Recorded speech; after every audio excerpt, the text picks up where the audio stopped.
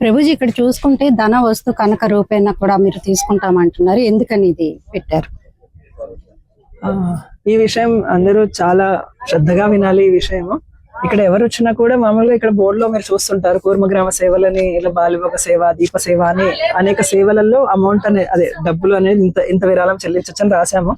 మరి ఇక్కడ కుటుంబాలు డబ్బులే వాడరు కదా, వస్తు మార్పిడి జీవనం అని అన్నారు. మళ్ళీ ఇలా ఎందుకు ఉంది అని చాలా మంది అడుగుతుంటారు.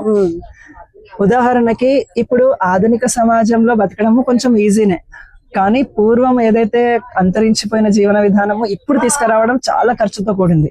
ఇది ఒక్కసారి ఇప్పుడు ఉన్న 18 కుటుంబాలు ఎవరైతే పిల్లలు ఉన్నారో వాళ్ళు కొంచెము పెద్దగా ఇక్కడ మాకు మ్యాన్ పవర్ పెరిగినట్లయితే అప్పుడు అన్ని కూడా స్వయంగా కట్టుకోవడానికి, నిర్మించడానికి ప్రయత్నిస్తాము. ఎందుకంటే ఇప్పుడు నిర్మాణాలు కూడా ఎవరైతే ఈ నిర్మాణాలు చేస్తున్నారో వాళ్ళు కూడా ఏం అంత తక్కువ ఖర్చుతో ఏం చేయట్లేదు. ఎందుకంటే ఇది కట్టడమే చాలా మందికి రాదు. ఒకవేళ ఎవరైనా కట్టే వాళ్ళు తెలిసి ఉన్నా కూడా వాళ్ళు ఎక్కువ ఖర్చుతోటి కడుతున్నారు. అందుకని ఈ విధంగా సేవలు. తర్వాత ఇక్కడ వచ్చేసి మనము ఆహారము, ఉండడానికి ఇల్లు, కట్టుకోవడానికి బట్టలు, ఇవి స్వయంగా తయారు చేసుకుంటున్నాం.